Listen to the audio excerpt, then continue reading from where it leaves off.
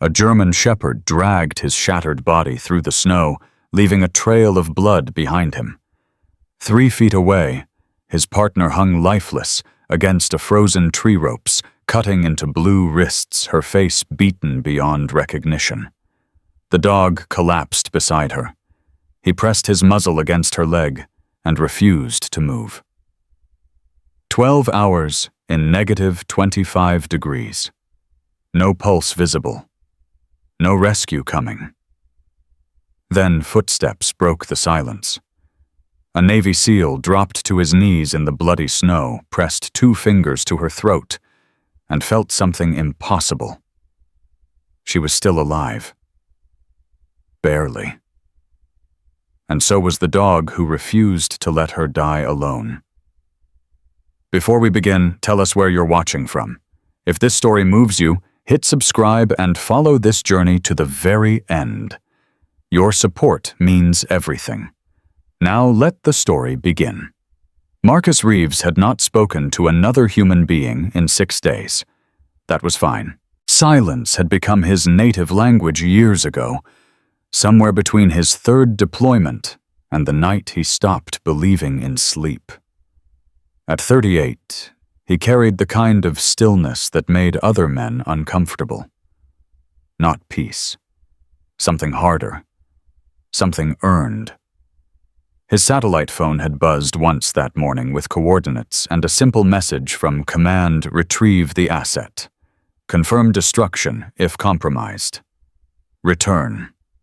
The asset was a downed surveillance drone lost somewhere in the Cascade Wilderness of Montana. The mission was routine. 4 days in, 4 days out. No contact unless emergency. Marcus preferred it that way. He moved through the frozen forest with the economy of a man who had learned to survive in places that actively wanted him dead. Each step was measured. Each breath controlled. The cold was brutal, well below 0, but he had trained in worse. He had bled in worse. The drone's signal led him northeast, deeper into terrain that hadn't seen human footprints in months. That was the first thing that felt wrong. The footprints. Marcus stopped walking. His eyes dropped to the snow ahead of him. Boot treads. Recent. The edges still sharp despite the wind. Someone had passed through here within the last 12 hours. He crouched low, fingers brushing the impression. Standard winter hiking boots, size 10. A man's gait confident and purposeful. Not lost, not wandering, moving with intent. Marcus lifted his head and scanned the tree line. Nothing moved. Nothing breathed. The forest held its silence like a secret. He followed the tracks. 50 yards in, he found the first length of rope. Synthetic. Cut clean. Frozen stiff where it lay half buried in the snow. Marcus picked it up and turned it slowly in his gloved hand. No fraying. No wear. This rope had been used once and discarded. His pulse slowed. His focus sharpened. This was not hiking equipment. This was restraint. The tracks continued deeper into a stand of spruce where the snow lay heavier and the light grew dim. Marcus moved faster now, but quieter. His rifle came off his shoulder and into his hands without conscious thought.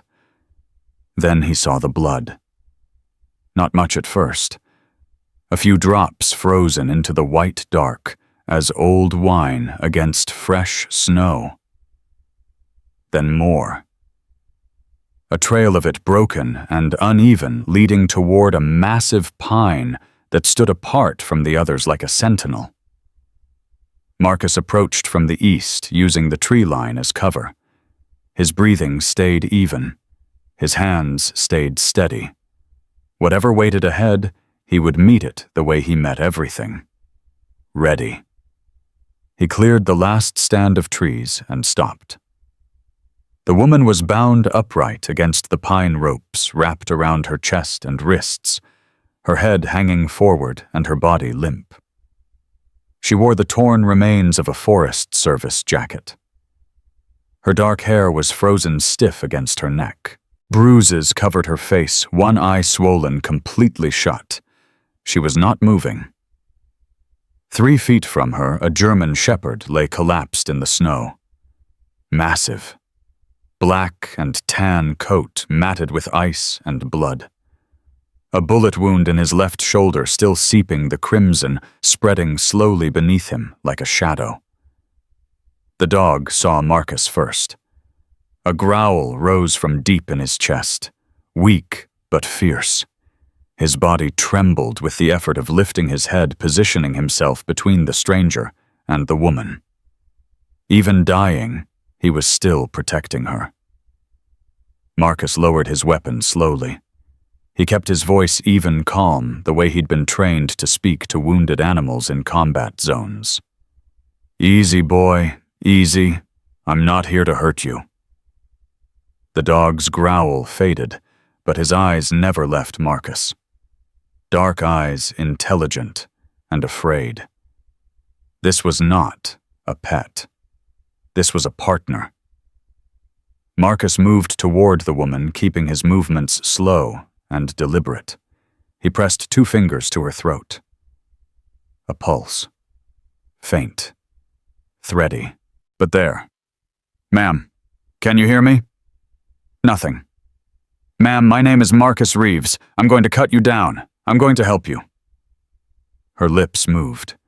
A whisper so soft he almost missed it. "Ghost." Marcus glanced at the dog. Ghost. His name was Ghost. "He's alive," Marcus said. "He's right here. I'm going to get you both out." Her eyes fluttered open, unfocused, glazed with cold and pain. But she saw him. She registered his presence.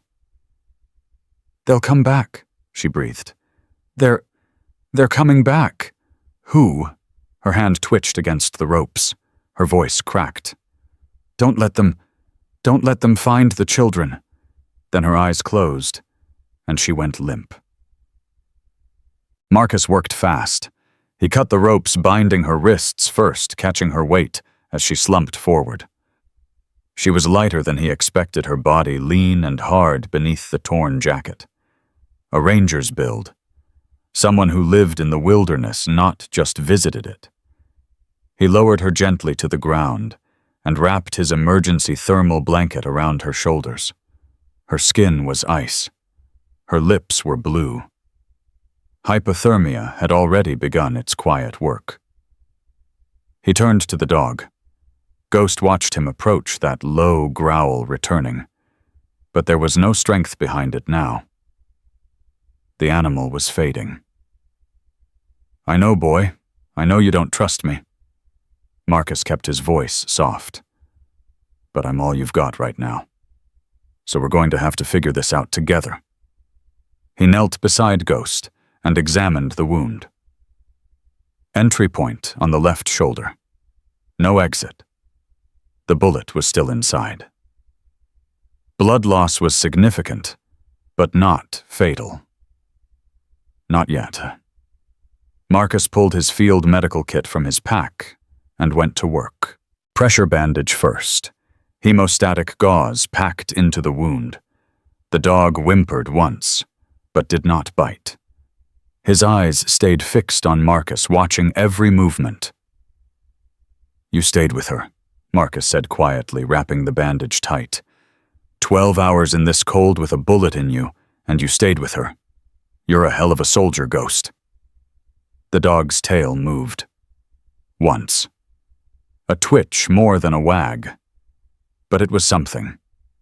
Marcus lifted his head and scanned the forest. The light was failing. Temperature was dropping. He needed to move them, but to where his extraction point was 2 days northeast. The ranger station was at least 15 miles south. Neither option was viable with 2 casualties in this condition. Think. Adapt. Survive. He remembered the map he'd studied before insertion. There was an old fire lookout tower 3 miles west. Abandoned for years but structurally sound. It would have walls, possibly a stove. Enough shelter to survive the night. 3 miles, in a blizzard, carrying a wounded woman and a 90-pound dog. Marcus had faced worse odds. He secured his pack, then lifted the woman, first cradling her against his chest.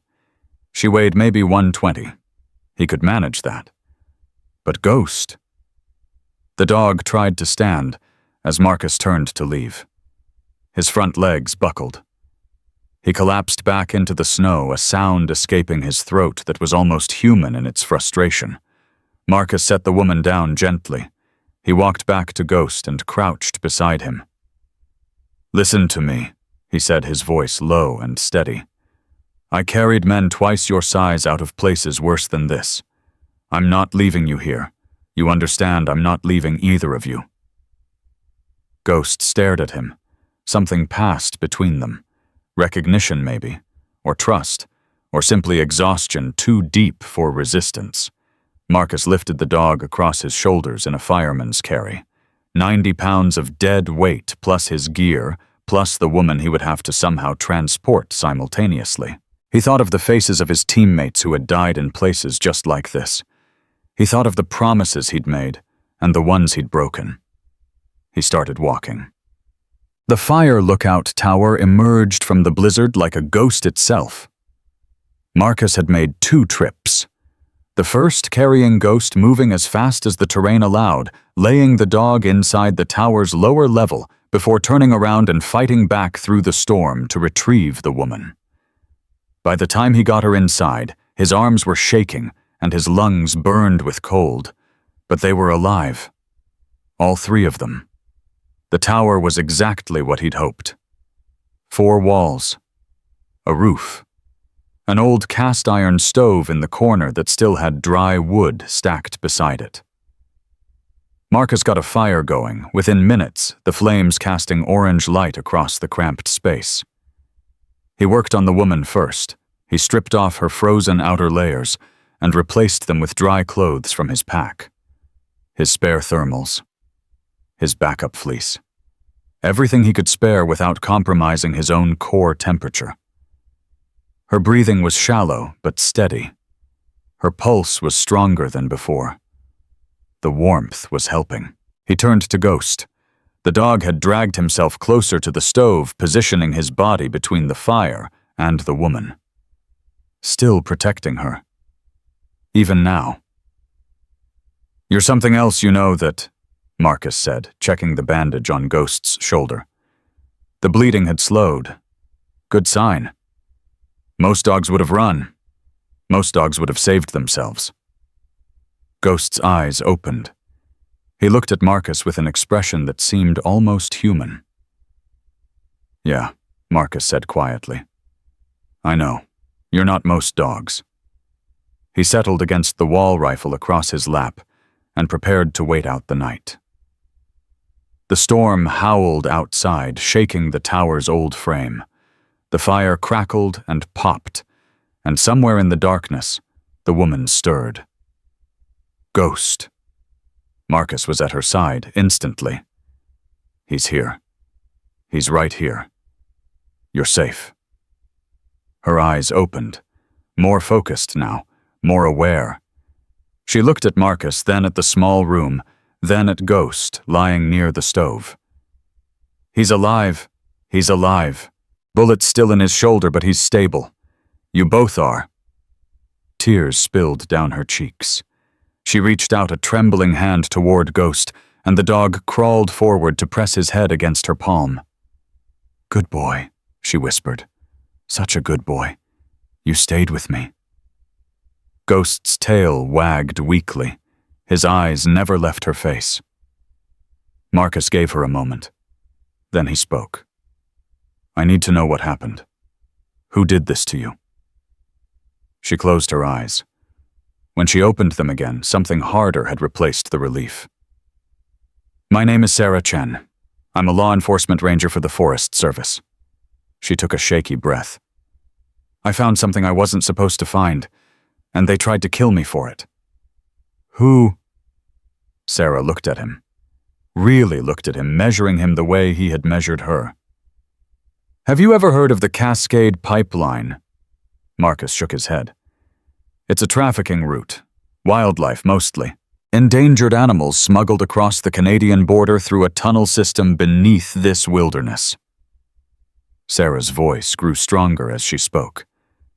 I've been investigating it for 8 months. 2 weeks ago, I found the main tunnel entrance. And they caught you. They didn't just catch me. Sarah's jaw tightened. They showed me what else they were moving through those tunnels. Marcus waited. Children. The word fell from her lips like a stone. 8 of them, maybe more, locked in cages underground like animals. Her voice cracked. The youngest was 6 years old. Marcus felt something shift in his chest, something cold and heavy that he recognized as rage. Who's running this operation? Sarah laughed bitterly. My supervisor, Deputy Chief Warren Cole, 15 years with the Forest Service. Commendations, awards, the whole damn performance. She shook her head. He's been using his position to keep investigators away from this region for years. Anyone who got too close either transferred out or disappeared. Like you were supposed to disappear. Like I was supposed to disappear. Sarah's eyes met his. They left me tied to that tree to freeze.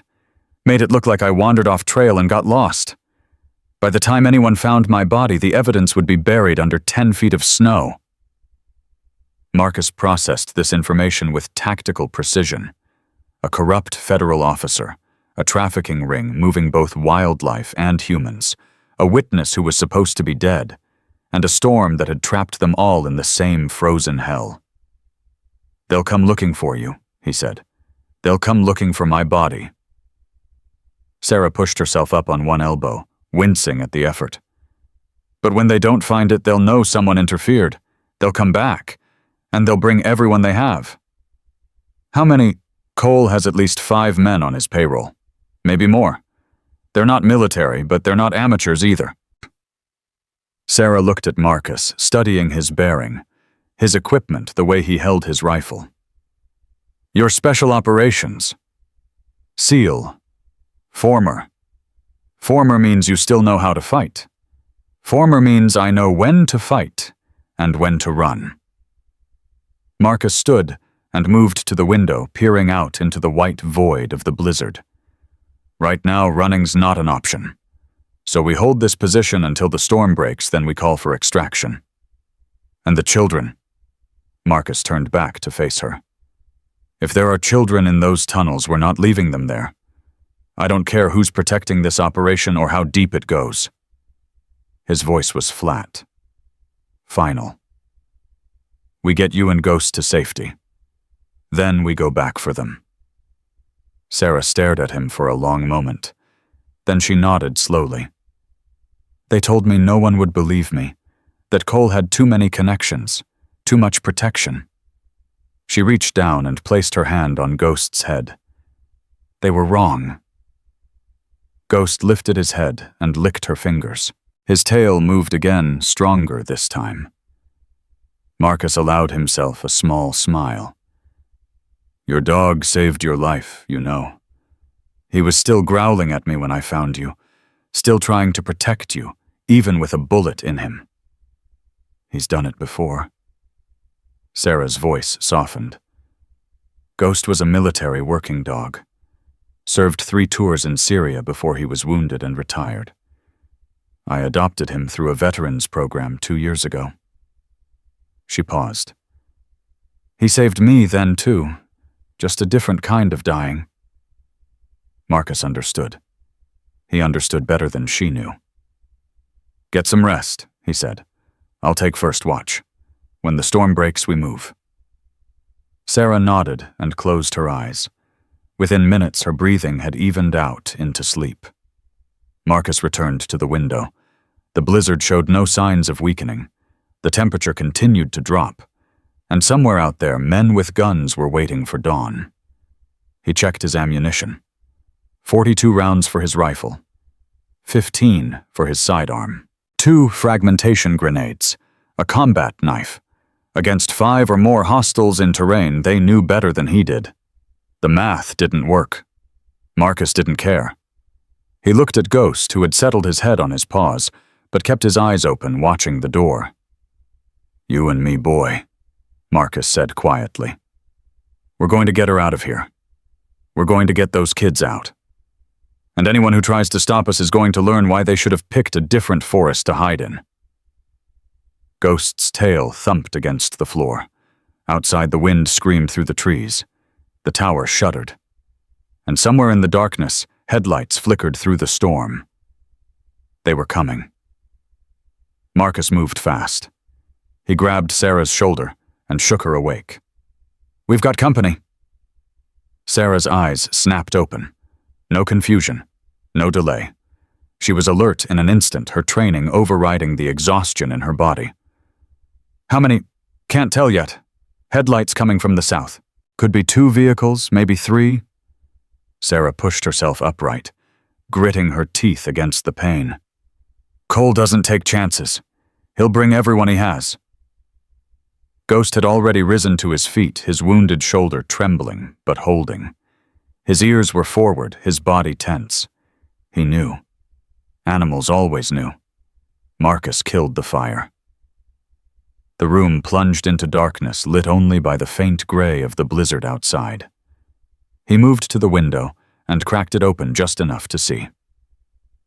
2 snowmobiles. Headlights cutting through the storm like predator eyes. They were still half a mile out, moving slow, following tracks that the wind hadn't quite erased. His tracks. "They found our trail," Marcus said. "We've got maybe 10 minutes before they reach this tower." Sarah tried to stand. Her legs buckled. Marcus caught her before she hit the floor. "I can fight," she said through clenched teeth. "Give me a weapon." "You can barely stand." "I've shot men from worse positions than this." And her eyes burned into his. "Those are the same people who put a bullet in my dog and left me to freeze. I'm not hiding in a corner while you do the work." Marcus studied her for a moment.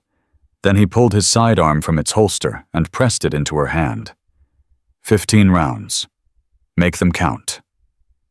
Sarah checked the magazine with practiced efficiency. "I was top of my class at FLETC. I don't miss." "Good, because neither do they." Marcus moved through the tower with tactical precision. Ground floor had 2 entry points, main door on the south side, emergency exit on the west. Both could be barricaded, but neither would hold against sustained assault. The upper observation level was accessible only by ladder. Better defensive position, but no escape route.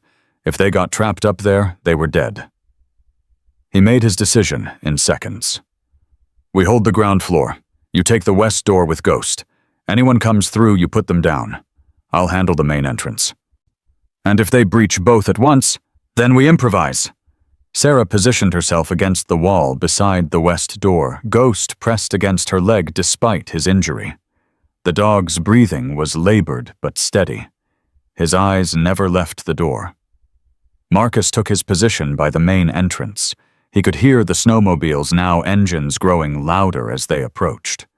They would circle the tower first, looking for exits, counting windows, assessing threats. Standard approach pattern. These men had training. The engines cut out. Silence. Then footsteps. Multiple sets spreading out surrounding the tower. A voice called out from the darkness. "Sarah Chen, we know you're in there." Sarah's grip tightened on the pistol.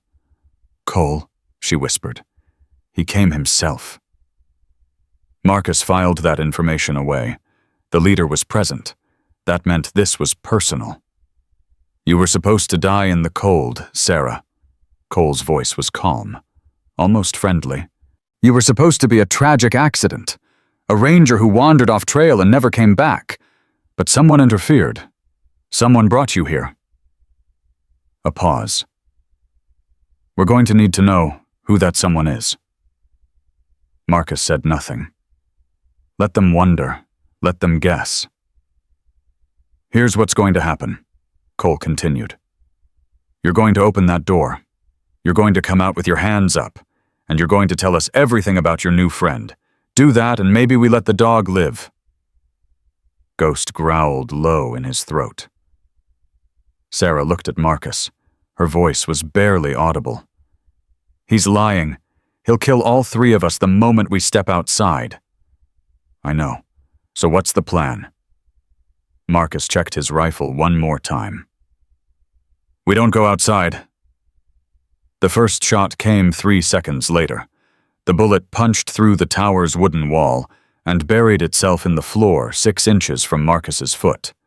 A ranging shot, testing their position. Marcus didn't flinch. The second shot shattered the window above Sarah's head. Glass rained down around her.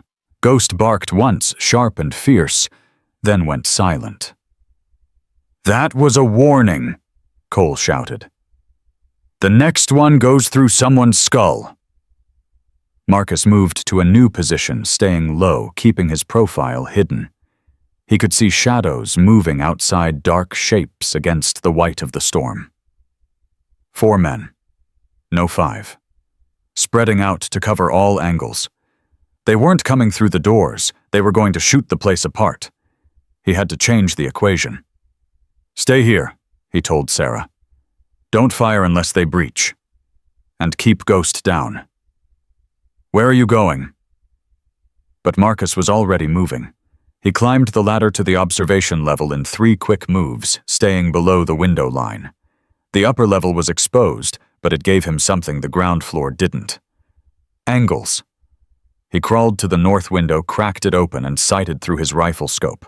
One of Cole's men had positioned himself behind a snow-covered boulder, thinking he was hidden. He wasn't. Not from this elevation. Marcus squeezed the trigger. The man dropped without a sound. Shouts erupted outside. The remaining men scrambled for cover, suddenly aware that the prey had teeth. He's got a shooter upstairs, someone yelled. Northeast window. Marcus was already moving. He crossed to the south window and found another target, a man running toward the tree line. The shot caught him in the leg. He went down screaming. 3 left, plus Cole. Return fire raked the observation level. Bullets tore through the walls, splintering wood and shattering glass. Marcus pressed himself flat against the floor as the air above him filled with death. Below, he heard Sarah's pistol bark twice. Then Ghost was barking savage and continuous. They're breaching the west door, Sarah shouted.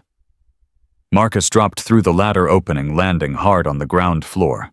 A man was halfway through the west doorway, rifle raised. Sarah's first shot had hit his vest. Her second had missed. Marcus didn't miss. The man collapsed backward into the snow, but another was right behind him, charging through before the body hit the ground. This one was fast. He got 2 shots off before Marcus could reacquire. Both went wide, but close enough that Marcus felt the air move. Ghost launched himself at the attacker. The dog hit the man square in the chest, 90 pounds of fury and protective instinct. They went down together, Ghost's jaws clamping onto the man's forearm as he screamed and tried to bring his rifle around. Ghost, no! Sarah tried to reach them, but her legs gave out again. Marcus crossed the room in 3 steps. He drove the butt of his rifle into the attacker's temple. The man went limp. Ghost released his grip and stood over the unconscious body, blood dripping from his muzzle. Good boy, Marcus said. Stand down. But Ghost backed away, his legs shaking his shoulder wound, reopening. He collapsed beside Sarah, whimpering softly as she pulled him close.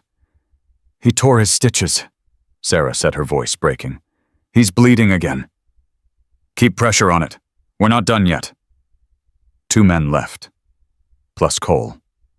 The gunfire had stopped. The silence that followed was worse than the bullets had been. Then Cole's voice came again, closer this time, just outside the main door. That was impressive. Really. I'm guessing former military special operations A. Laugh, cold and humorless. Doesn't matter.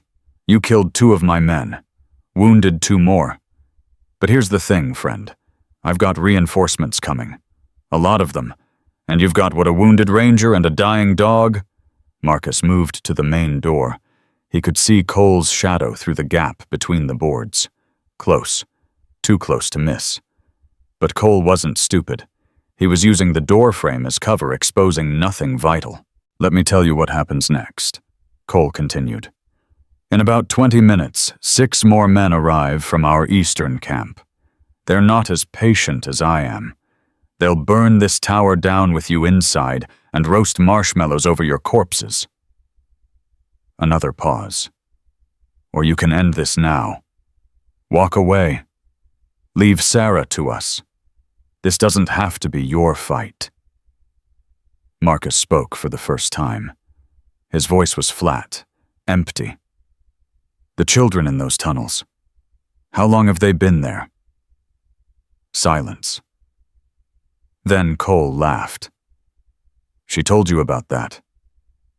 Of course she did. Probably thought it would make you sympathetic. His tone hardened.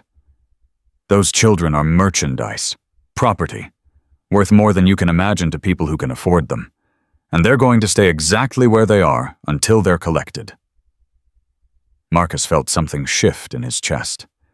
The same cold weight he'd felt when Sarah first told him about the tunnels. But heavier now. Sharper. You're wrong, Marcus said quietly. About what? This isn't about sympathy. It's not about being a hero. It's about the fact that you just told me you traffic children. Marcus's hand tightened on his rifle. Which means you don't get to walk away either. He stepped back from the door and raised his voice so Sarah could hear. How much ammunition do you have left? 8 rounds, she called back. Ghost is stable. He won't last much longer without real treatment, but he's stable. Can you move? A pause. Then, if I have to. You have to. Marcus returned to the window and scanned the perimeter.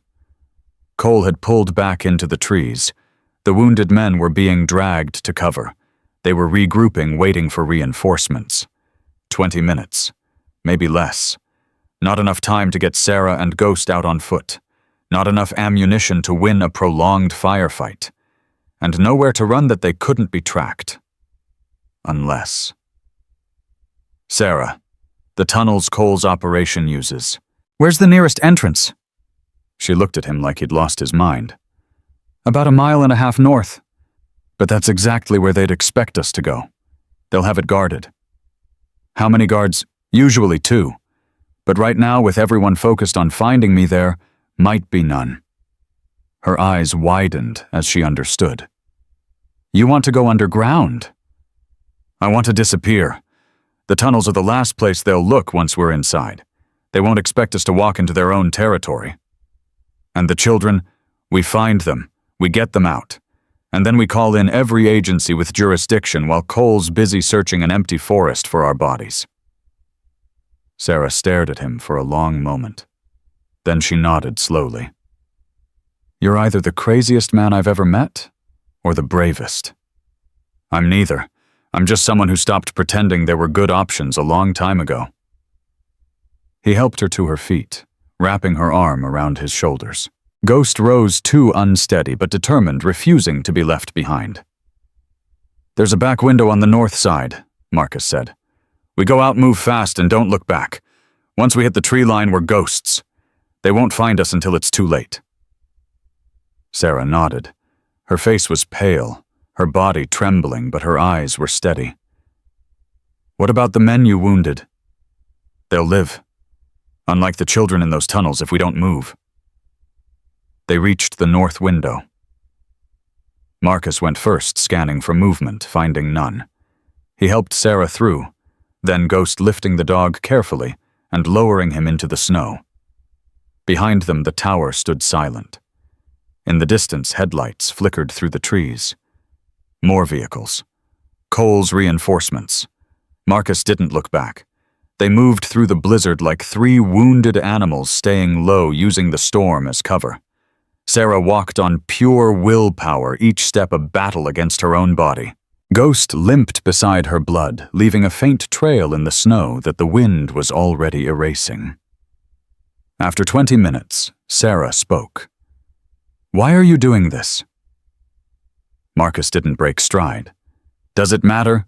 It matters to me." He was quiet for a long moment. Then he answered. "There was a dog named Rex. Military working dog like Ghost. His handler was my best friend." Marcus's voice was flat, controlled the way it always was when he talked about things that hurt. "We were on an operation in Afghanistan.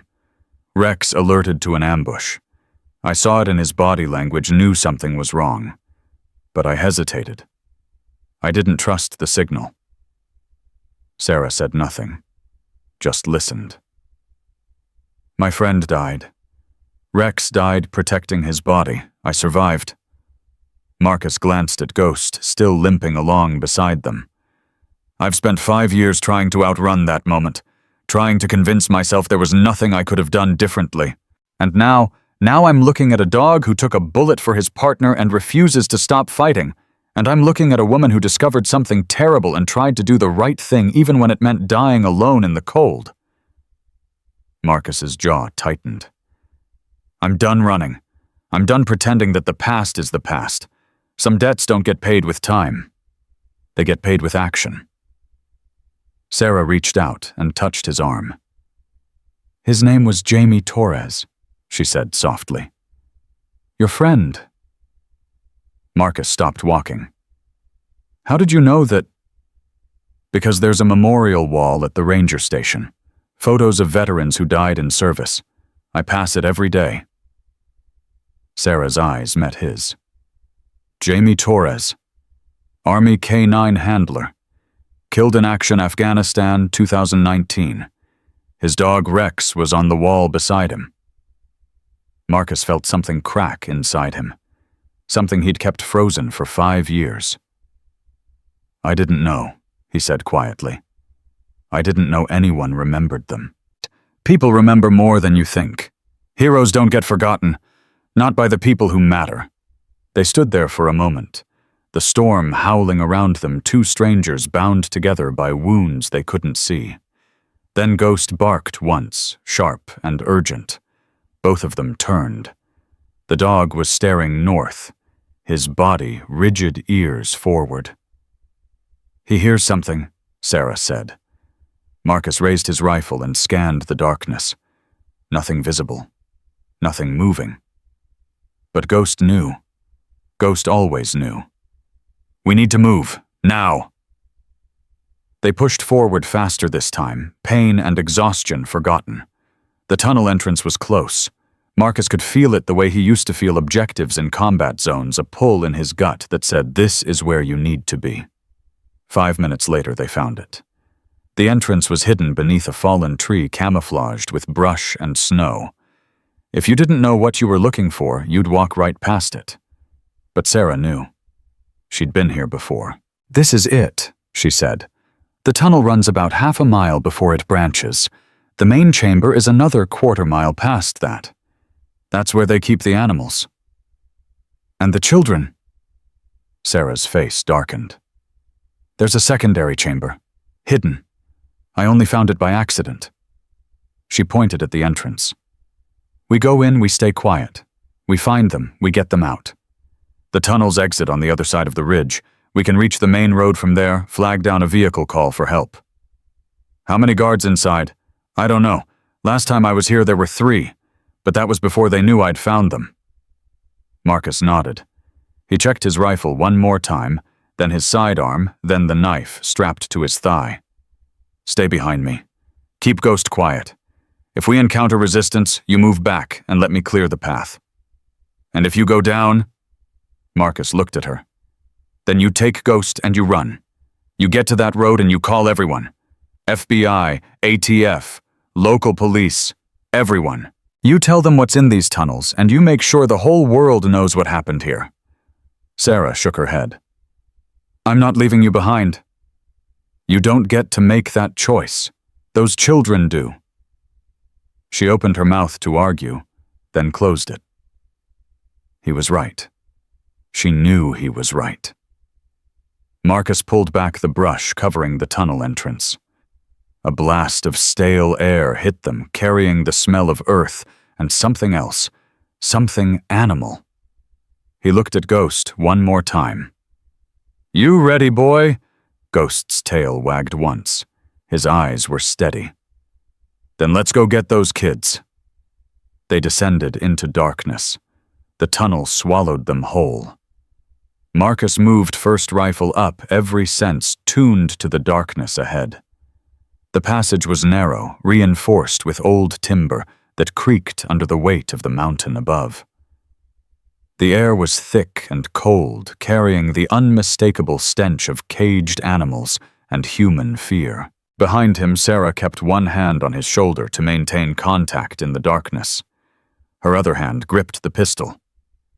Ghost limped between them, his breathing ragged but steady, his nose working overtime despite his injuries. They had covered maybe 200 yards when Ghost stopped. Marcus felt Sarah's grip tighten. What is it? Ghost's body had gone rigid. His ears were forward, his head tilted slightly to the left. He wasn't growling. He was listening. Voices. Faint. Coming from somewhere ahead. Marcus held up a closed fist. Stop. He pressed his back against the tunnel wall and waited, letting his eyes adjust to the dim light bleeding in from somewhere up ahead. Two voices. Male. Casual. The tone of men who didn't expect company. He turned to Sarah and spoke in a whisper so quiet it was barely breath. How many between us and the children? I only saw 3 guards last time. If 2 are ahead, there might be 1 more. Might be isn't good enough. It's all I have. Marcus nodded. He checked his rifle one more time, then looked at Ghost.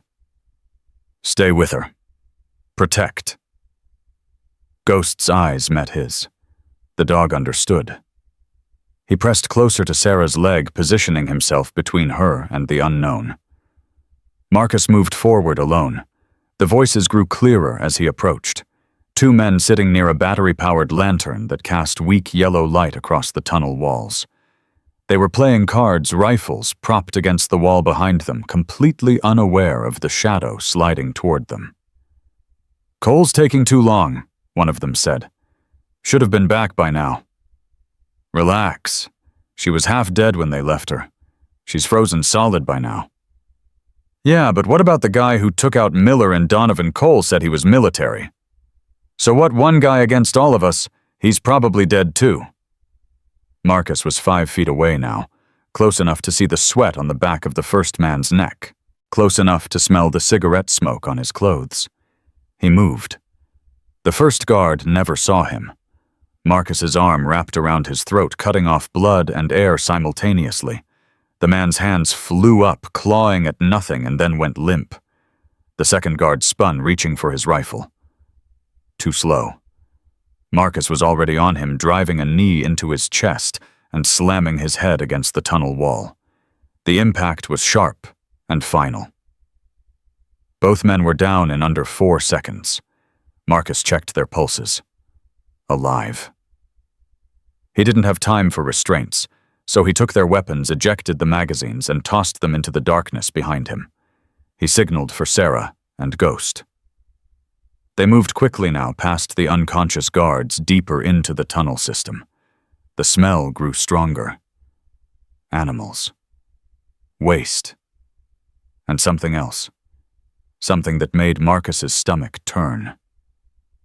Children. Unwashed. Terrified. Held in darkness for God knew how long. The tunnel branched ahead. Sarah pointed left. That way leads to the main chamber. The animals are there. But the children... She pointed right toward a narrower passage that looked barely used. Through there, hidden behind a false wall. Show me. They took the right passage. It was tighter here, forcing them to move single file. Ghost's claws clicked against the stone floor, the only sound besides their breathing. After 50 yards, Sarah stopped. Here. Marcus couldn't see anything. Just solid rock. Sarah reached up and pressed something in the wall. A click. A groan of rusty hinges. And then a section of the rock swung inward, revealing a space beyond. The smell hit him first. Urine. Sweat. Fear. Then he heard them. Soft crying. Whispered voices. The shuffle of small bodies pressing against each other in the darkness. Marcus stepped through the opening. 8 children huddled in the corner of a chamber barely larger than a prison cell. The youngest was a girl maybe 6 years old, with dark hair and enormous eyes that reflected his flashlight beam like a frightened animal. The oldest was a boy, perhaps 14, who had positioned himself between the others and the door. His face was bruised. His hands were clenched into fists. He was ready to fight. Marcus lowered his rifle immediately. He dropped to one knee, making himself smaller, less threatening. "My name is Marcus. I'm here to help you." The boy didn't move. His eyes stayed locked on Marcus's weapon. "I know you have no reason to trust me. I know men with guns are the reason you're here." Marcus kept his voice soft, steady. "But I'm not one of them, and we're going to get you out." Sarah stepped forward. She still wore her torn Forest Service jacket, the badge visible on her chest. "I'm a ranger," she said gently. "Like a police officer for the forest. Do you remember I found you before? I promised I would come back." The oldest boy's fists unclenched slightly. "They said you were dead. They said no one was coming." They were wrong. The 6-year-old girl broke from the group suddenly and ran toward Sarah.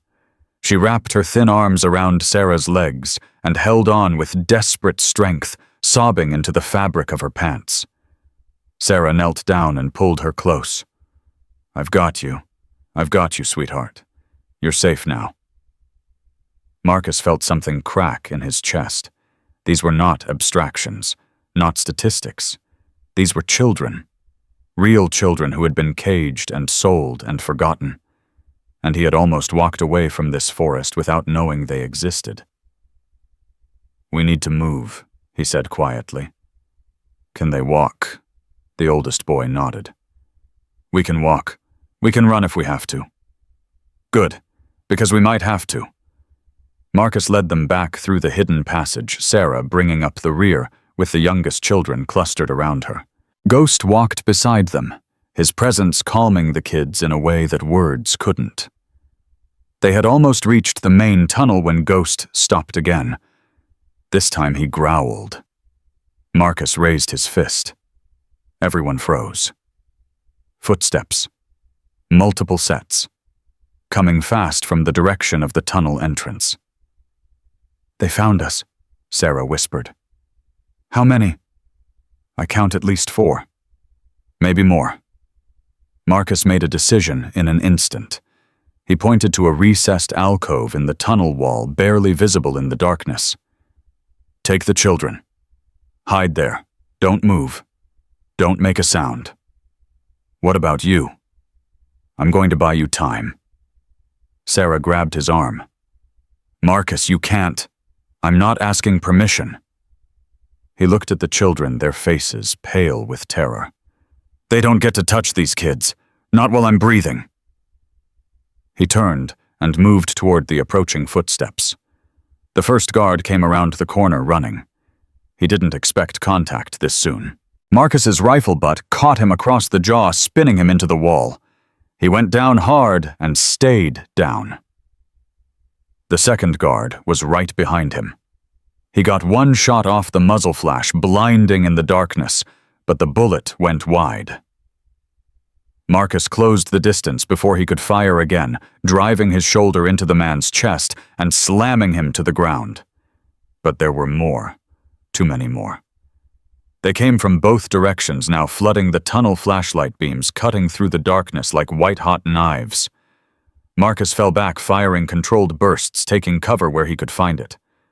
A bullet grazed his shoulder. He barely felt it. Another struck the wall beside his head, showering him with stone fragments. He kept moving, kept fighting. And then he heard the voice. "Enough!" Warren Cole stepped into the tunnel, flanked by 4 men with rifles. He was older than Marcus expected, mid-50s, with silver hair, and the kind of face that looked trustworthy on camera. The face of a man who had spent decades hiding behind his uniform. "You've made quite a mess tonight," Cole said, his voice calm and conversational. "4 of my men dead, 3 more wounded, and now you're down here trying to play hero." Marcus kept his rifle trained on Cole's chest. "Tell your men to lower their weapons." "Or what?" "You'll shoot me," Cole laughed softly. "You're out of ammunition. I can tell by the way you're holding that rifle. You've got maybe 2 rounds left and there are 6 of us." Marcus said nothing. Cole was right. 2 rounds, 6 targets. The math still didn't work. Cole stepped closer. "Let me make this simple. The children are worth money, a lot of money, more than you or Sarah or anyone else in this tunnel. They're going to be collected in 3 days, transported to people who have paid handsomely for them, and they're going to disappear. Over my dead body. That can be arranged?" Cole raised his hand, signaling his men. They moved forward, rifles aimed at Marcus's chest, and then Ghost attacked. The dog came out of nowhere, a black blur of fury and muscle that slammed into the nearest guard and drove him to the ground. His jaws found the man's arm, and the scream that followed echoed through the tunnel like something from a nightmare. The other guards spun, trying to track the new threat. In that moment of confusion, Marcus moved. He fired his last 2 rounds. Both found targets. 2 men dropped. Sarah appeared from the alcove, pistol up, and put 3 rounds into a guard who was raising his rifle toward Ghost. The tunnel exploded into chaos. Marcus tackled Cole before he could draw his weapon. They went down together, rolling across the stone floor, grappling for position. Cole was older, but strong, driven by desperation and rage. "You think this ends anything?" Cole hissed, his hands wrapped around Marcus's throat. "I'm connected to people you can't imagine. Judges, politicians, law enforcement at every level. Even if you kill me, the pipeline continues." Marcus felt the edges of his vision going dark. His lungs screamed for air, but he'd been choked before. He'd been closer to death than this. He drove his knee up into Cole's midsection, breaking the grip. Then he slammed his forehead into Cole's nose, feeling the satisfying crunch of cartilage. Cole fell back, blood pouring down his face. Marcus rose to his feet, gasping for breath, and looked around. 3 guards were down. Ghost had the 4th, pinned, his jaws locked on the man's shoulder as the guard screamed for help. But Sarah was on the ground. Marcus's heart stopped. He crossed to her in 3 steps, dropping to his knees beside her. Her eyes were open, but pain was written across her face. Her hand was pressed against her side, and blood seeped between her fingers. "How bad?" "Went through," she managed. "Didn't hit anything vital, I think." Marcus pulled her hand away and examined the wound. She was right. Clean entry, clean exit. Bleeding, but manageable. "You're going to be okay," he said, pressing his hand over hers to maintain pressure. "Just stay with me." Cole was trying to crawl away, leaving a trail of blood from his broken nose. Marcus grabbed him by the collar and dragged him back. "The children," Marcus said, his voice flat and cold. "Where are the others? Where are the rest of the people in your network?" Cole laughed, blood bubbling from his lips. "You think I'm going to tell you anything? Kill me. Go ahead. It won't matter. The pipeline is bigger than me. Bigger than you. Bigger than—" Ghost limped over and stood beside Marcus, staring down at Cole with those dark, intelligent eyes. Blood matted his fur. His shoulder wound had reopened again. He was barely standing, but he was still fighting. "See that dog?" Marcus said quietly. "He took a bullet protecting his partner.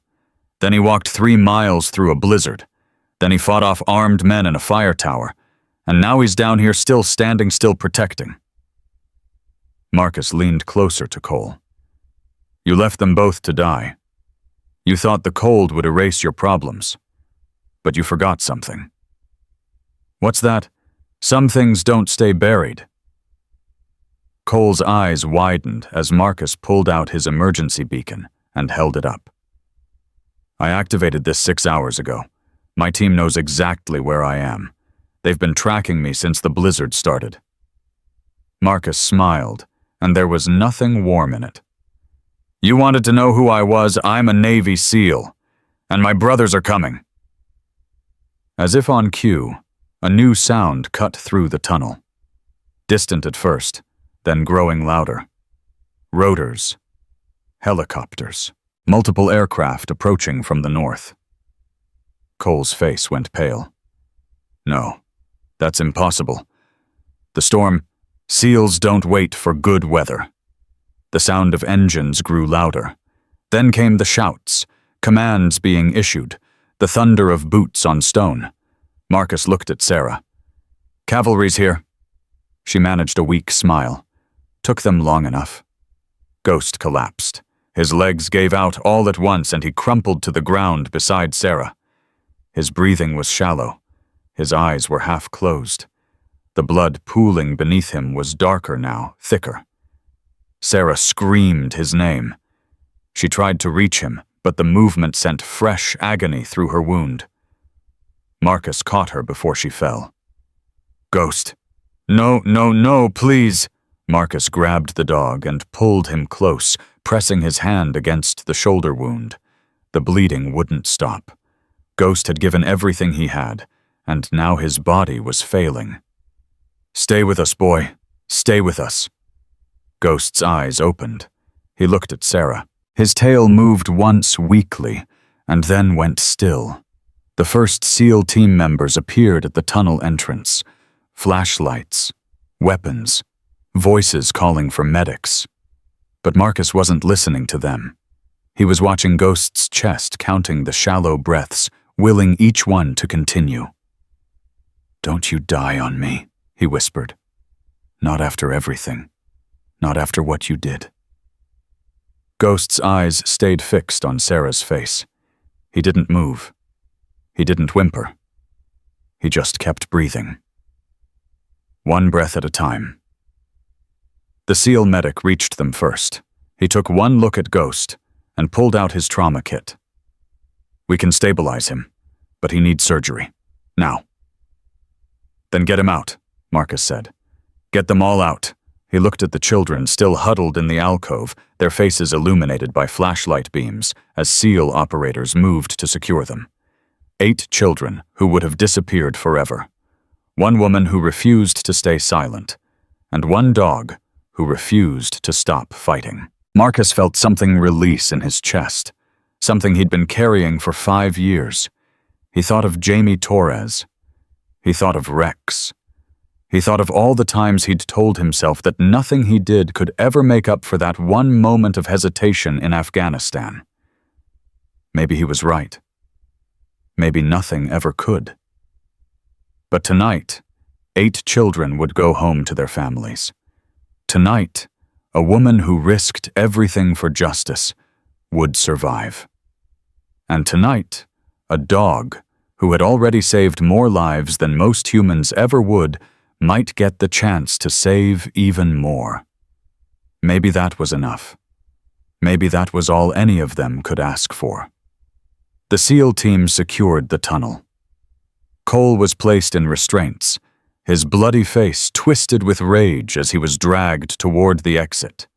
His men were zip-tied and cataloged evidence of a network that would soon collapse under federal scrutiny. Marcus carried Ghost himself. He wouldn't let anyone else touch him. They emerged from the tunnel into a forest, transformed. The blizzard had broken. The sky was clearing. And for the first time in what felt like days, Marcus could see stars. A helicopter waited in the clearing, rotors spinning ready for dust-off. Sarah was loaded on a stretcher. Ghost was placed on a second stretcher beside her. She reached out and took Marcus's hand. "Thank you," she said, her voice barely above a whisper. Marcus shook his head. "Don't thank me. Thank your dog." He looked at Ghost, still breathing, still fighting. He's the hero. He always was. The helicopter lifted off, carrying Sarah and Ghost toward the trauma center. Marcus stood in the clearing and watched until the aircraft disappeared over the ridge. Then he turned back to the tunnel. There was still work to do. The children needed interviews. Evidence needed processing. Cole's network needed dismantling. But for the first time in 5 years, Marcus felt like he was exactly where he was supposed to be. He was done running. He was done hiding. And he would never hesitate again. Ghost flatlined twice on the operating table. The first time Marcus was standing outside the surgical suite, his forehead pressed against the cold glass, watching through the window as the veterinary trauma team fought to save a dog who had already given more than any creature should ever have to give. The heart monitor screamed, the surgeons moved fast, and for 11 seconds that felt like 11 years, Ghost's heart refused to beat. Then it started again. Marcus let out a breath he didn't know he'd been holding. His hands were shaking. He couldn't remember the last time his hands had shaken. A nurse approached him carefully. "Sir, you should sit down. You've been standing there for 3 hours." "I'm fine." "You're bleeding through your bandage." Marcus looked down. She was right. The bullet graze on his shoulder had reopened, staining his shirt dark red. He hadn't noticed. "I'm not leaving until he's out of surgery." The nurse studied him for a moment, then nodded. "I'll bring you a chair." She did. Marcus didn't sit. The second time Ghost flatlined, it lasted 19 seconds. The surgeons had found the bullet fragments lodged near his spine. Removing them was delicate work. One wrong movement, and Ghost would never walk again. Marcus watched them work. He watched them fail. He watched them try again. And then he watched Ghost's heart start beating on its own. "He's stable," the lead surgeon said, stepping out of the suite 4 hours later. Her scrubs were soaked with sweat and blood. "The bullet fragments are out. We repaired the muscle damage. There's significant trauma to his shoulder joint, and he may never regain full mobility, but he's alive. He's alive. And honestly, I don't know how. Any other dog would have died in that forest. The blood loss alone should have killed him." She shook her head slowly. Whatever kept him going, it wasn't medicine. It was something else. Marcus knew exactly what it was. Love, duty. The refusal to abandon his partner even when his own body was failing. Ghost was a soldier, and soldiers didn't quit. "Can I see him?" "He'll be sedated for at least 12 more hours, but yes, you can see him." Marcus walked into the recovery room and stood beside Ghost's kennel. The dog was wrapped in bandages, tubes running from his body to machines that beeped and hummed with mechanical indifference. His eyes were closed. His breathing was shallow but steady. Marcus reached through the bars and placed his hand on Ghost's head. "You did good, boy," he whispered. "You did so good." Ghost's ear twitched, just once, but it was enough. 2 floors up, Sarah was fighting her own battle. The bullet had passed through her side without hitting any major organs, but the combination of blood loss, hypothermia, and exhaustion had pushed her body to the edge. She had been in surgery for 2 hours, then moved to intensive care for observation. When Marcus finally made it to her room, she was awake. "Ghost." Her voice was hoarse, barely above a whisper. "He made it. 2 cardiac arrests, but he made it." Sarah closed her eyes. Tears slipped down her cheeks, disappearing into the pillow beneath her head. "I thought I lost him. When he went down in that tunnel, I thought, he's too stubborn to die. Just like you." Sarah laughed weakly, then winced. "Don't make me laugh. It hurts." Marcus pulled a chair beside her bed and sat down. For a long moment, neither of them spoke. The silence was comfortable, the silence of people who had walked through fire together and come out the other side. "The children," Sarah said finally. "Are they safe?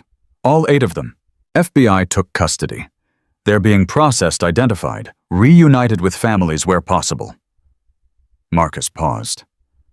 3 of them are American citizens, taken from their homes. Their parents had been searching for over a year. Sarah's hand found his and squeezed. "We did that. We brought them home. You did that. I just showed up at the right time." "You showed up. That's more than anyone else did." A knock at the door interrupted them. A woman in a dark suit stepped into the room. FBI credentials hung from a lanyard around her neck. "Ms. Chen, I'm Special Agent Diana Torres. I need to ask you some questions about Warren Cole and his operation." Sarah straightened slightly, grimacing at the pain. "Torres?" The agent nodded. "Yes. Why?" Marcus felt the air leave his lungs. Torres. The same name that had haunted him for 5 years. The same name carved into the memorial wall that Sarah had described. Sarah looked at Marcus, then back at the agent. "Do you have a brother?" "Had a brother." Diana Torres went very still. "Jamie. He died in Afghanistan in 2019. Why do you ask?" Marcus couldn't speak. His throat had closed completely. Sarah answered for him. "This man served with your brother. He was there when Jamie died." The agent's professional mask cracked. She stared at Marcus with eyes that held grief and recognition, and something else. Something like understanding. "You're Marcus Reeves?" "Yes." "Jamie talked about you in his letters. He said you were the best operator he'd ever worked with. He said you saved his life twice." Diana's voice wavered. "He never mentioned that you blamed yourself for his death." Marcus looked away. "I hesitated. Rex alerted to the ambush and I didn't trust the signal. If I had listened, my brother would have walked into that ambush anyway." Diana stepped closer, her voice firm. "I read the after-action report. The insurgents had them pinned from 3 sides. Even if you'd acted on Rex's alert, the outcome would have been the same." She paused. "Jamie knew the risks. He accepted them. And he would never have wanted you to carry this guilt." Marcus felt something break inside him. Something that had been frozen for 5 years. "I couldn't save him." "No, but you just saved 8 children. You saved Sarah. You saved her dog." Diana reached out and placed her hand on his arm. "Jamie would have been proud. He would have been so proud." Marcus lowered his head.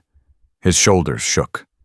For the first time since that night in Afghanistan, he let himself feel the weight of everything he'd been carrying.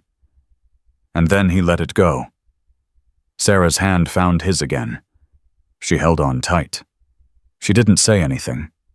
She didn't need to. Some wounds healed with words, others healed with presence.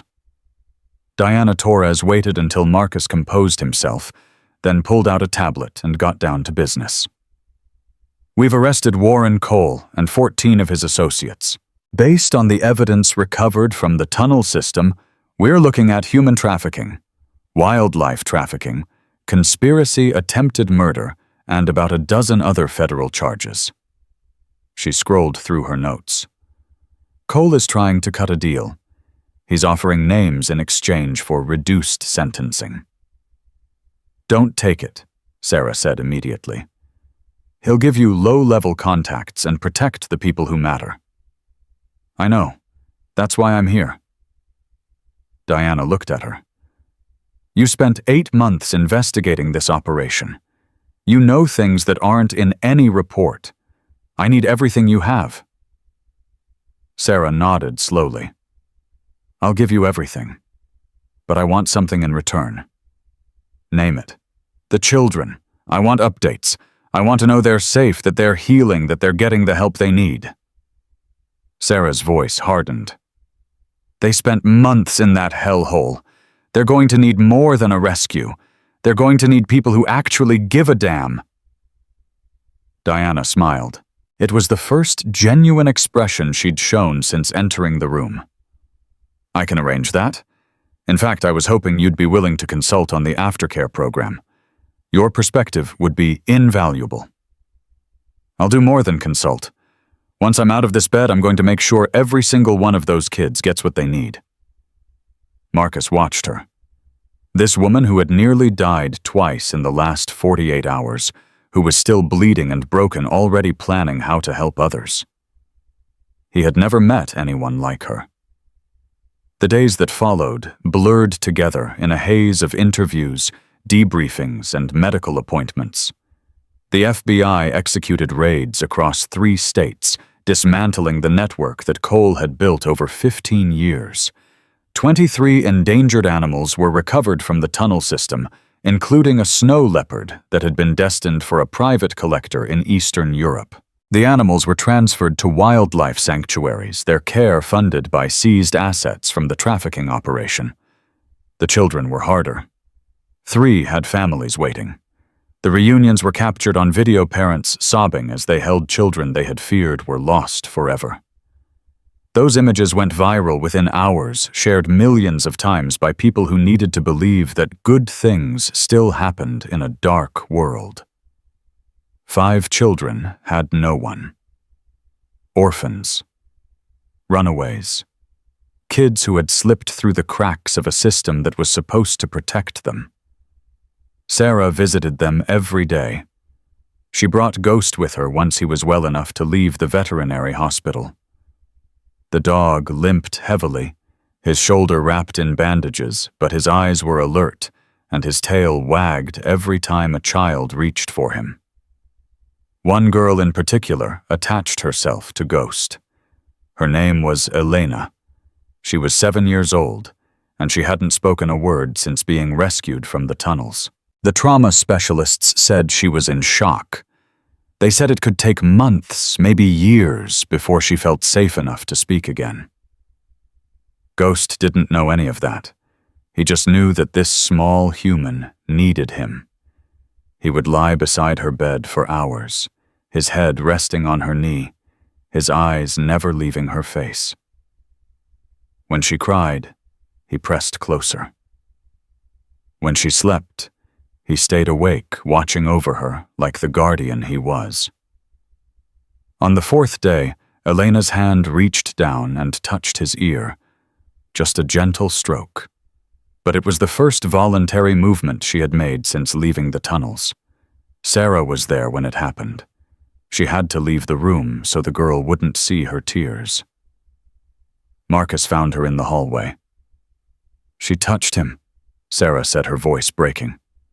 She actually reached out and touched him. He has that effect on people. Sarah laughed through her tears. He has that effect on everyone. Even hard-ass Navy SEALs who pretend they don't have feelings. I never pretended that. You're pretending right now. Marcus looked at her. Really looked at her. The bruises on her face were fading. The light was returning to her eyes. She was healing inside and out. I have to go back to base, he said. Debrief, paperwork, the usual aftermath. Sarah nodded.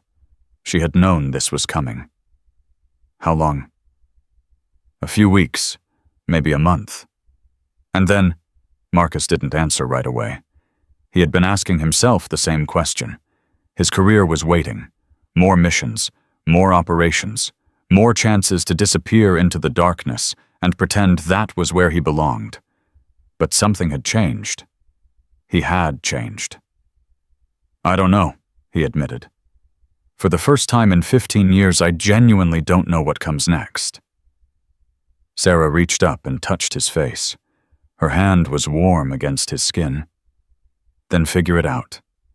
And when you do come back. You want me to come back. I want you to have a choice.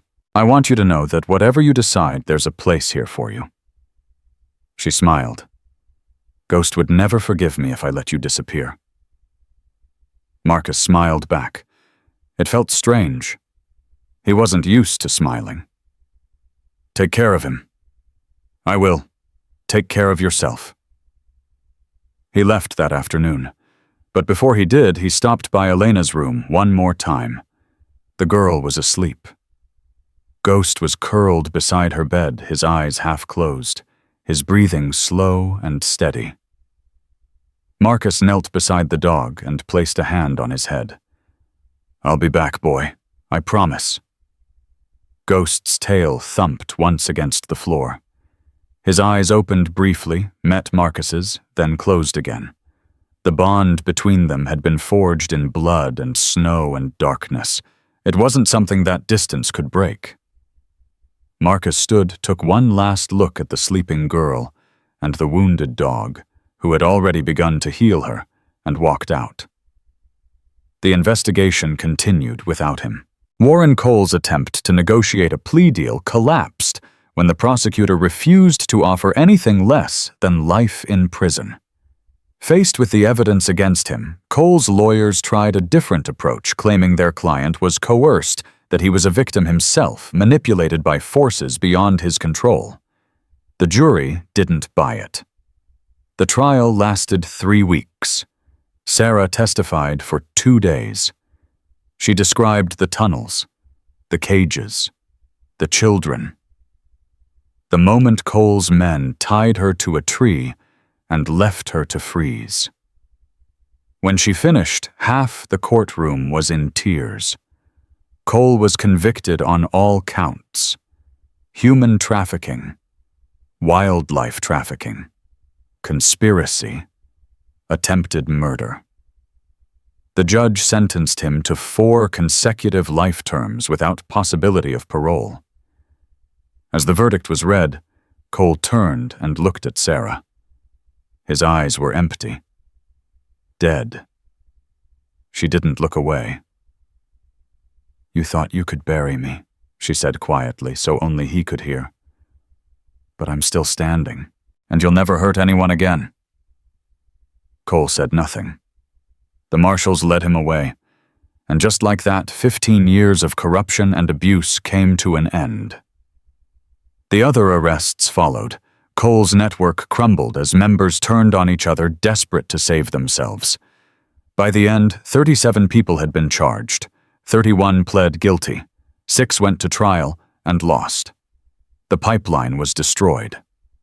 But the healing was just beginning. Sarah threw herself into the work. She partnered with Diana Torres to establish the Cascade Protection Initiative, a program designed to prevent trafficking and support survivors. The organization grew quickly, funded by donations and grants, and the tireless advocacy of a woman who refused to let anyone else suffer what those children had suffered. Ghost became the program's unofficial mascot.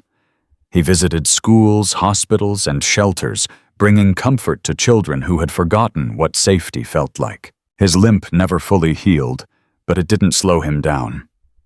He had found his purpose. And Elena finally spoke. It happened 3 months after the rescue. Sarah was sitting with her in the common room, Ghost sprawled between them, when the girl looked up and whispered 2 words. Good boy.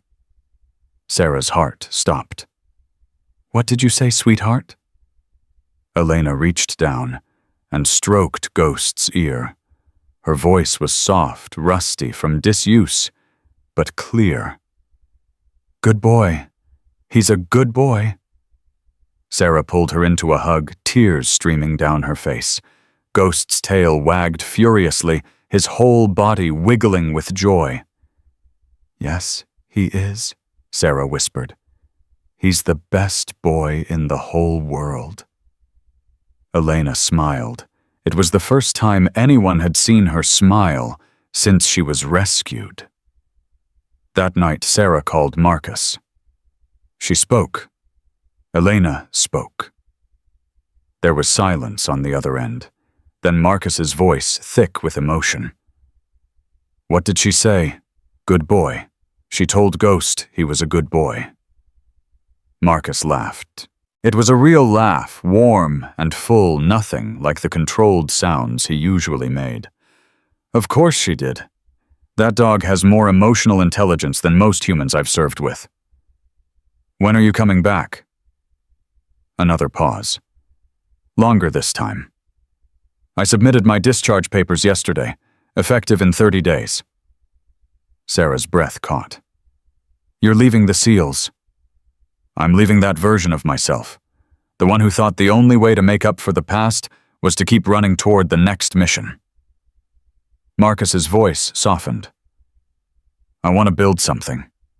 I want to help people in a different way, and I want to do it somewhere that feels like home. Do you know where that is? I think I might. Sarah closed her eyes. Her heart was pounding. We could use someone like you at the initiative. Someone who understands what these kids have been through. Someone who knows how to protect them. Is that a job offer? It's an invitation. The job offer comes with paperwork, and Marcus was quiet for a moment. Then he spoke, and his voice held something Sarah had never heard from him before. Hope. I'll be there in 31 days. I'll be waiting. She hung up and looked down at Ghost, who was watching her with those intelligent, dark eyes. He's coming home, boy. He's finally coming home. Ghost's tail thumped against the floor. He already knew. Marcus arrived on a Tuesday morning, 31 days after he'd left. He didn't call ahead.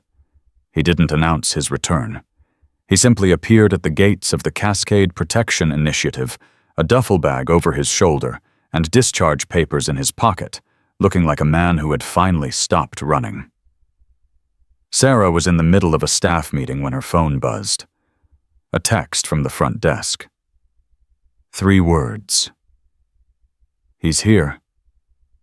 She was out of her chair before the message finished loading. Ghost beat her to the door. The dog had sensed something before anyone else. He had been lying in his usual spot by the window, watching the driveway the way he always did, when his ears suddenly perked forward and his tail began to wag. Now he was limping as fast as his damaged shoulder would allow, crossing the yard toward the tall figure standing at the gate. Marcus dropped to one knee as Ghost reached him. The dog pressed his head against Marcus's chest. His whole body wiggling with joy, tail wagging so hard it threw off his balance. Hey boy, Marcus's voice was thick. I told you I'd come back. Ghost licked his face. Once. Twice. A third time for good measure. Sarah stopped a few feet away, watching them. Her heart was pounding so hard she could feel it in her throat. Marcus looked up at her. His eyes were different than she remembered. Softer. Warmer. The haunted look that had lived behind them was gone. I'm here, he said simply. I see that. I meant what I said, about building something, about wanting to help. Sarah nodded slowly. The job offer still stands, if you want it. I want more than the job. He stood up, Ghost, pressing against his leg, and took a step toward her. Then another. Until they were close enough that she could see the flecks of gold in his gray eyes. I spent 15 years telling myself that I didn't deserve anything but the mission, that the only way to make up for my failures was to keep fighting until one day the fighting killed me. Marcus's voice was quiet, steady. But that's not living. That's just a slower way of dying. Sarah felt tears building behind her eyes.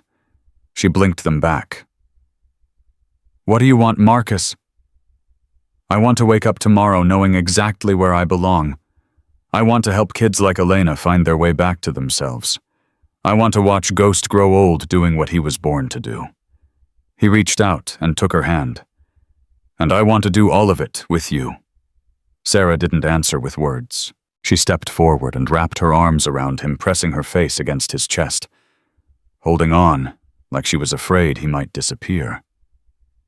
Marcus held her back. His chin rested on top of her head. His eyes closed. For the first time in his life, he was exactly where he was supposed to be. Ghost sat beside them, tail wagging, watching his two favorite humans finally find what they had been searching for. The work began immediately. Marcus threw himself into the initiative with the same intensity he had brought to every mission. But this was different. This wasn't about destroying enemies. This was about building something that would outlast all of them. He designed a security program for the facility training staff to recognize warning signs and respond to threats. He developed an outreach curriculum for at-risk youth, teaching survival skills and self-defense to kids who had never been taught that their safety mattered. And he worked with Ghost. The dog's recovery had been remarkable, but his shoulder would never fully heal. He could walk. He could even run for short distances. But the explosive speed and agility that had made him such an effective military working dog were gone forever. That didn't mean he was finished. Marcus saw potential in Ghost that others might have missed. The dog had a gift for connection. He could sense fear and pain in ways that defied explanation. Children who wouldn't speak to therapists would curl up beside Ghost and whisper their secrets into his fur. He's not a working dog anymore, Marcus told Sarah one evening. He's something better. He's a healer. Sarah watched Ghost lying beside Elena in the common room. The girl was reading aloud from a picture book, her voice stronger every day, while Ghost listened with the patience of a saint. I know, Sarah said softly. I've known since the day I adopted him. He saved me too, remember, just a different kind of dying. Marcus nodded. He understood now. Some dogs were born to fight. Others were born to protect. Ghost was born to love. And that was the most powerful gift of all. 3 months after Marcus's return, Diana Torres called with news. We found them. Sarah's hand tightened on the phone. Found who? Elena's family, her parents. They've been searching for her for 2 years. Sarah's legs gave out. She sat down hard on the nearest chair, her heart racing. I thought she was an orphan. I thought there was no one. So did we. But Elena's real name isn't Elena.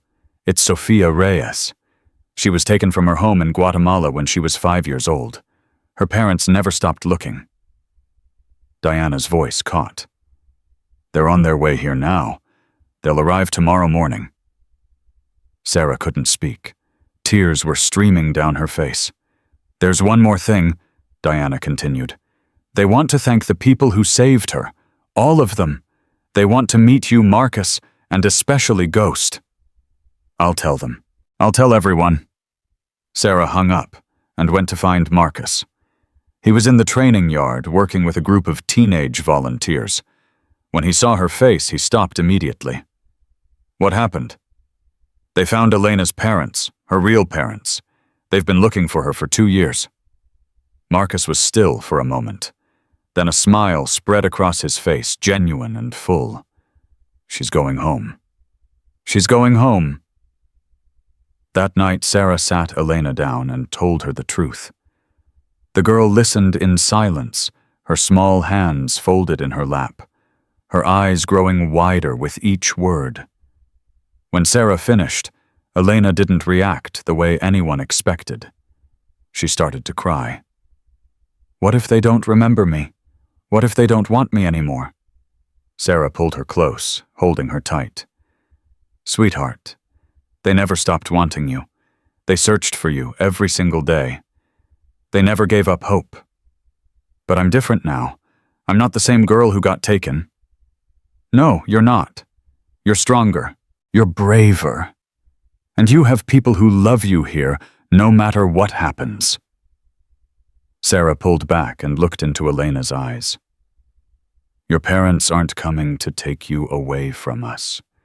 They're coming to add to your family. You'll never lose Ghost. You'll never lose me or Marcus. That's not how love works." Elena wiped her tears with the back of her hand. "Promise, I promise." Ghost, who had been lying at Elena's feet throughout the conversation, stood up and pressed his head into her lap. His tail wagged slowly, steadily. Elena wrapped her arms around his neck and held on. "I'm scared," she whispered. Ghost licked her cheek. "I know, sweetheart," Sarah said. "Being scared is okay. Being brave doesn't mean you're not scared. It means you do the hard thing anyway." Elena nodded slowly. Then she looked up with something new in her eyes. Determination. "I want to meet them. I want to see my mama and papa." "Then that's exactly what we'll do." And the reunion happened at noon the next day. Sophia's parents arrived in a rental car, their faces drawn with exhaustion and hope. They had flown through the night, unable to wait a moment longer than necessary. Marcus met them at the gate. He shook their hands and introduced himself, explaining who he was and what had happened in those tunnels beneath the forest. Sophia's father, a weathered man with calloused hands and gentle eyes, listened without interrupting.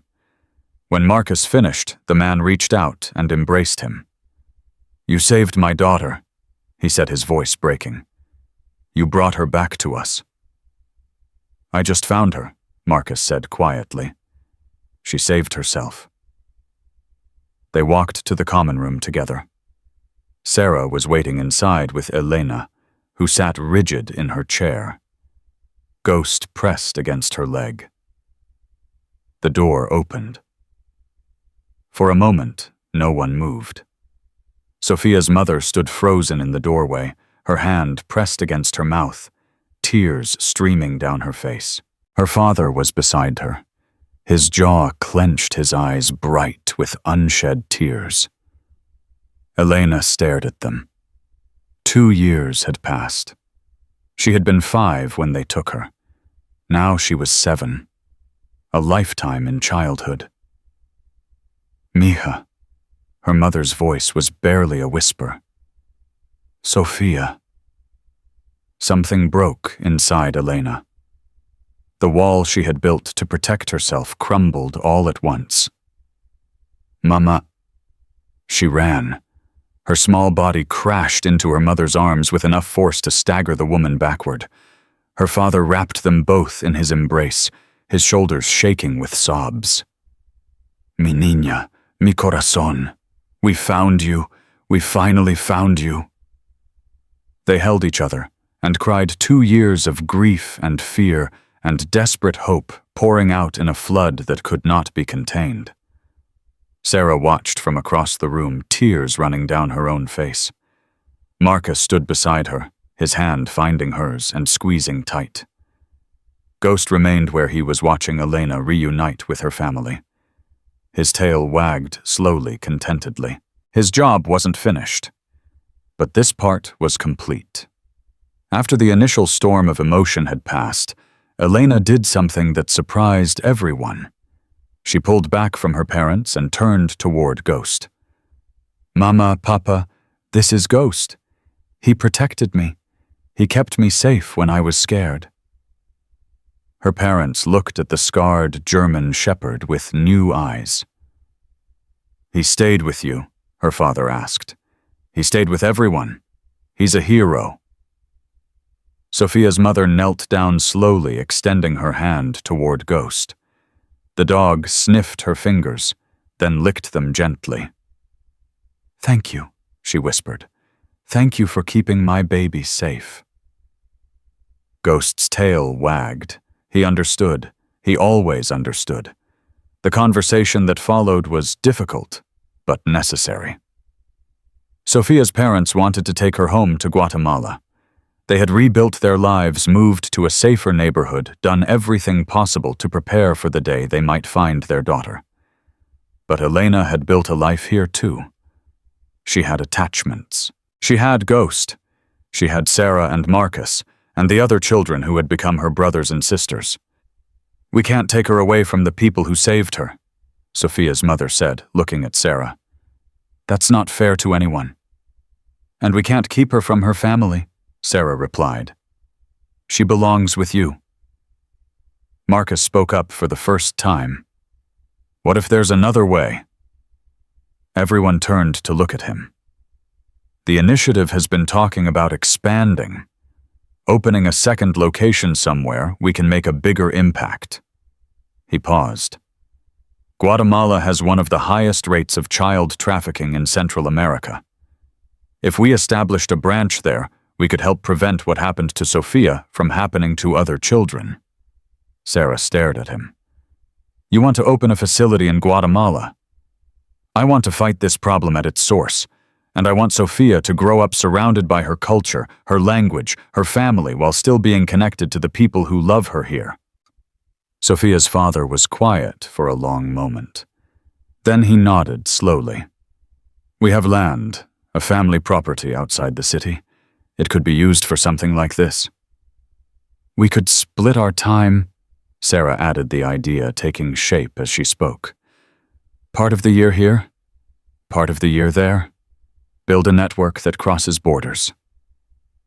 Elena was listening to all of this with wide eyes. "Ghost could come too," Marcus smiled. "Ghost goes wherever you go. That's how it works now." The girl looked at her parents, then at Sarah, then at Ghost. "I want both," she said firmly. "I want my mama and papa, and I want my family here. I don't want to choose." Her mother pulled her close. "Then you don't have to choose, mija. Love isn't something you have to divide. It just grows." The decision was made that afternoon. Sophia would return to Guatemala with her parents, but Sarah and Marcus would visit within the month to begin planning the new facility. Ghost would accompany them, his role as a therapy dog extending beyond borders. And every year, Sophia would return to Montana for the summer, reconnecting with the place where she had been rescued, where she had found her voice again, where a wounded dog had taught her that even broken things could still be beautiful. The goodbye was hard. Sophia clung to Ghost for a long time, whispering things that only the dog could hear. Ghost remained perfectly still, his eyes soft, his presence steady. "I'll see you soon," Sophia said finally. "You have to be good until then." Ghost licked her face. "He'll be good," Sarah promised. "He's always good." Marcus knelt beside them. "Hey, I need you to do something for me." Sophia looked at him. "What? I need you to be brave.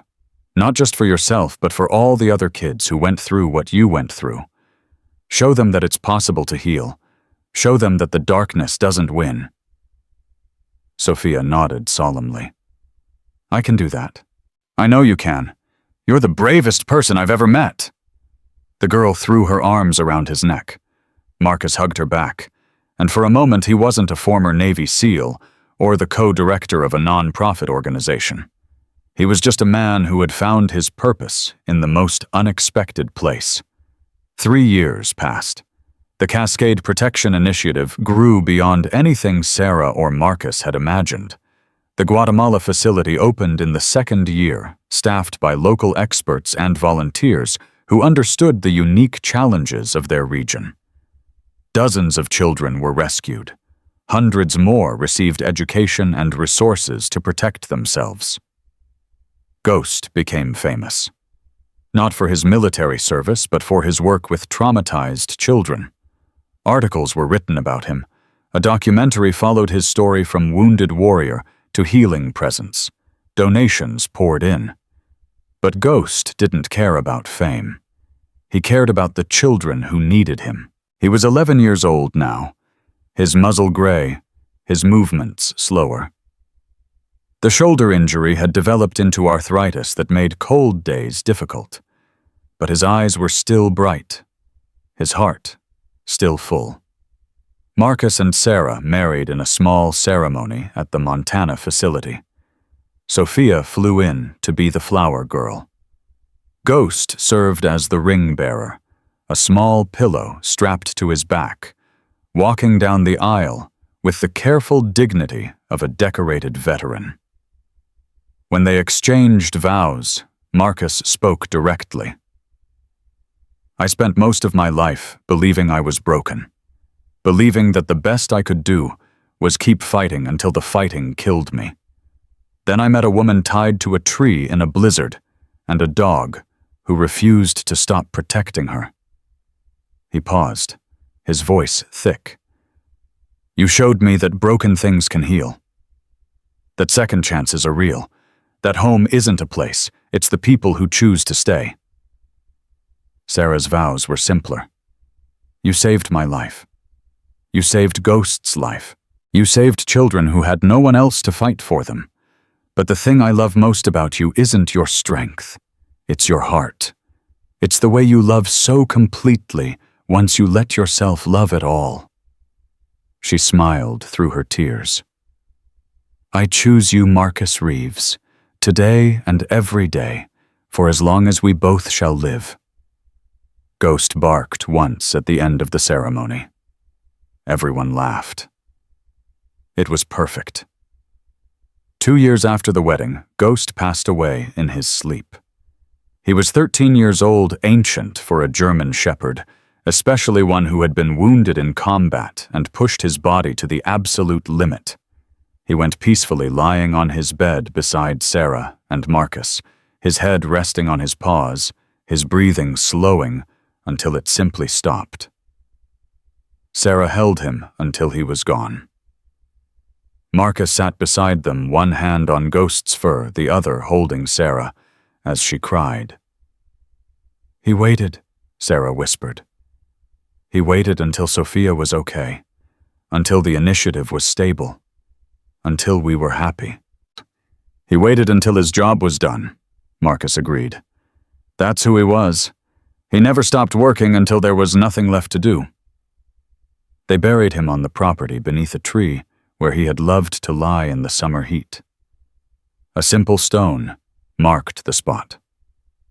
Ghost. Military working dog. Healer.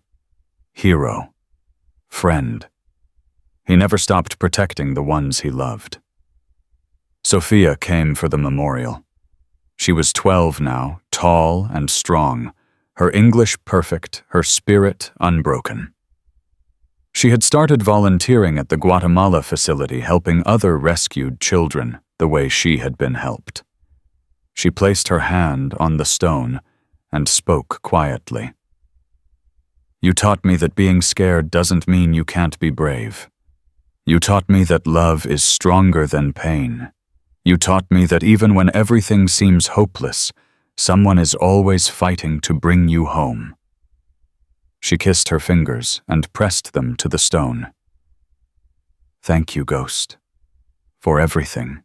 Marcus and Sarah stood behind her, arms around each other, watching as the sun set over the mountains. They had lost something precious, but they had gained something even more precious in return. A legacy. A purpose, a family that extended beyond blood or borders, and a story that would never be forgotten.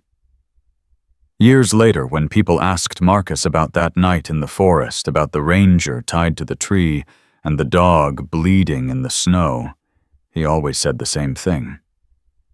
I went into those woods looking for a crashed drone. I came out with a reason to live. Some people called it luck. Others called it fate. Marcus called it something else. Grace. The unearned gift of being exactly where you needed to be at exactly the moment someone needed you most. He had spent his whole life searching for redemption. In the end, redemption found him. It found him in a blizzard, in a woman who refused to surrender, in a dog who taught him what loyalty really meant, and in the faces of children who were finally blessedly home. Sometimes the greatest miracles are not thunder or fire. They come quietly disguised as second chances, delayed reunions, and lives that refuse to be lost when the world believes they should be. This is not just a story about rescue. This is a story about what happens after the storm, after the fear, after the moment when everything should have ended but somehow didn't. What happens after is this: you choose. You choose to heal instead of hide. You choose to build instead of break. You choose to love even when loving hurts. And if you keep choosing day after day, you will find something waiting for you on the other side. Not a perfect life, not a painless one, but a life worth living, a life worth fighting for, a life that proves beyond all doubt that even in the coldest wilderness, love always finds its way home.